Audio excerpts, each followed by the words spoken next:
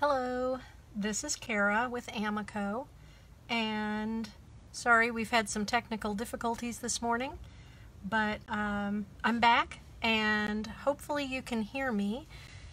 So today I'm going to be talking about the Satin Matte glazes and how you can mix them, and the things I'm talking about are also applicable to the Celadon glazes. So if you're interested in mixing either Satin Matte or Celadon Glazes, this is the video for you.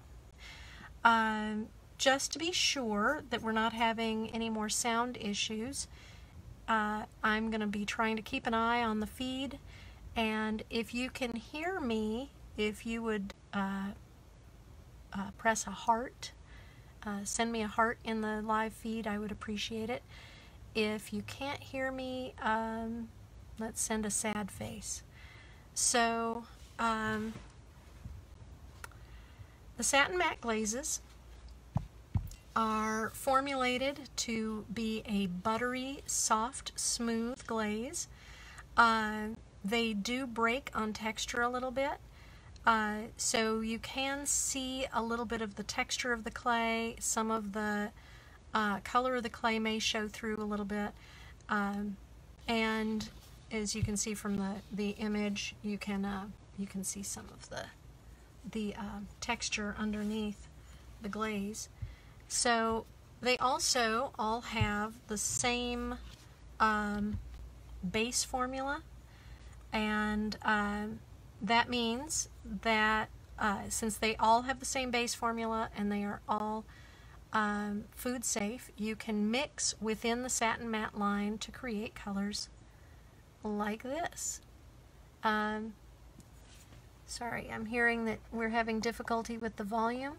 Unfortunately, my mic is all the way up. I don't have any way to make it any louder, and I'm not doing anything differently than I've had in the past. Are you still having difficulty hearing me? Can you hear anything? So,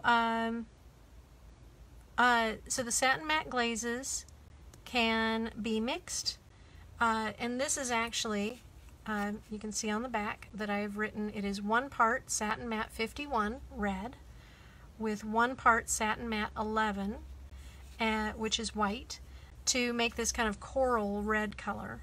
So because the colorants that create the red underglaze and glazes, since those colorants are kind of a warm tone, when you mix with white, you're not going to get a cotton candy pink, you'll get more of a coral pink. So that's, as long as you're aware of that and it's not a surprise, that works great. So some of the other colors that I mixed, let's see. So if you're trying to make a purple, you can make a purple with the Satin Matte glazes. It will be more warm toned, a little bit more burgundy.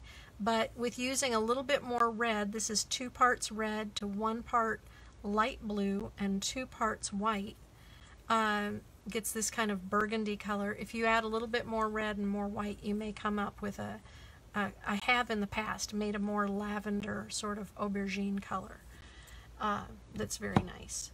So today I'm going to make a pink, and I'm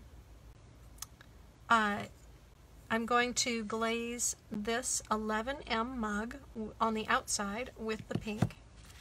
And the main thing is just to always keep records, and it's not so much like grams as parts. So 1 part red to 1 part white gets this coral. 2 parts white to 1 part red will make a lighter coral, and I think that's what I'm going to go with today. So one of the things I have found is that for the AMACO glazes, it only takes, for most glazes, it only takes about 2 ounces to glaze an entire medium-sized mug with 3 coats. This is a little bit on the large side, and I'm only going to do the outside of the mug, but I'm going to make 3 ounces. As you can see, it's 1/8 cup, 1 ounce. So I'm going to make 3 ounces, 2 parts white to 1 part red to make a pink. So I'll be making that in here, and that will be just about enough, that should be more than enough to do the outside of this mug. So, I just have to make sure that I'm using the same unit of measurement for all of the sections. So I have my white.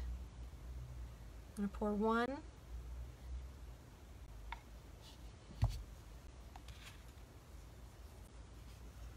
I'm going to make sure I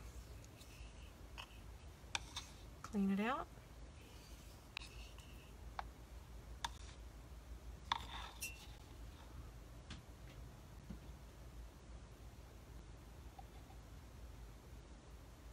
Pour two right to the very tippy top.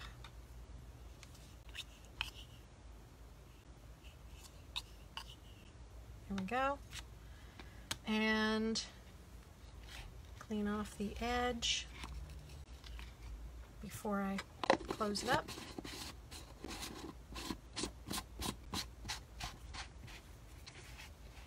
Now, since I am not pouring this, since I'm not putting my cup into the glaze, I'm going to not clean off the cup. Normally I would clean off the cup because if I dip it into the glaze, I don't want to contaminate my glaze. So I'm going to pour right to the very tippy top. Make sure I use a clean part of my sponge to clean off the edge. I'm always super conscious of not contaminating my glazes. Now I could add a little bit more yellow if I wanted a warmer pink, almost a salmon color. I'll put that in my rinse bucket. And I want to mix this really well so I don't have kind of patchy areas. Make sure that it's really thoroughly mixed. Although it has occurred to me that you could get a marbling effect if you wanted to. So, I did have a couple questions. Well, one question and then one comment I wanted to make. I wanted to do a shout out to Dottie Taylor, who just posted yesterday her mixing Celadon tests in the group, which is amazing.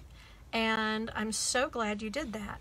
So mixing the Celadon glazes, the Celadons, just like the Satin Mattes, the Celadons share a base formula, so all of the Celadons can be mixed with the other Celadons.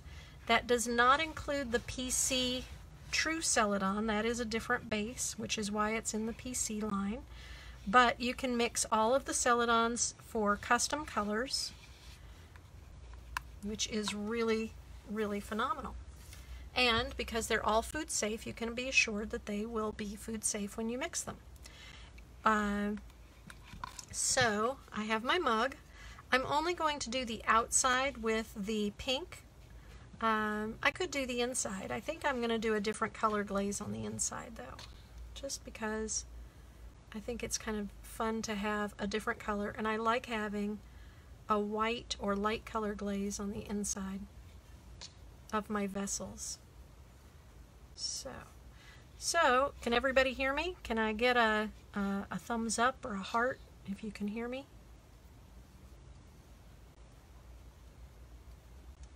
I'm not sure. I should be able to see them. So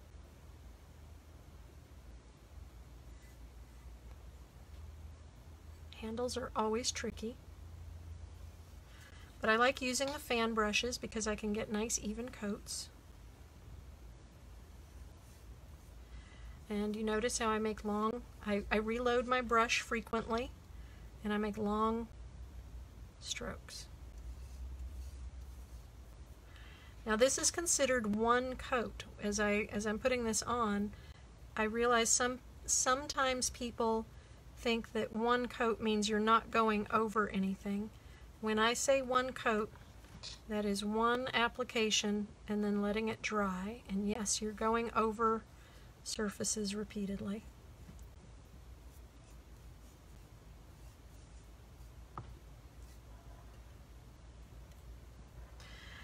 Sharon Clayton had asked about the difference between transparent matte and clear satin, and then she realized that transparent matte is the LM, which is the low fire matte.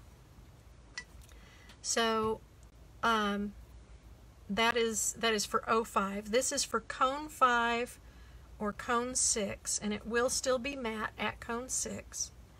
There we go, there's one coat. And you can see I still have quite a bit of glaze. I could probably do the inside and the outside, maybe 2 mugs. So, however, there are 2 clear satin glazes. The HF12 clear satin and the SM10 clear satin. They both have the same name, but they have different called numbers. And the SM10 clear satin has the same base as the satin matte line, the rest of the satin matte line. And the HF12 clear satin is a different base. The HF12 clear satin is a more reactive glaze, and so even though it's a satin glaze, it has a lot more surface variation, and it also actually moves. Even though it's a satin, it's a little bit on the runny side. It won't run right off of your pot, but it might drag underglazes.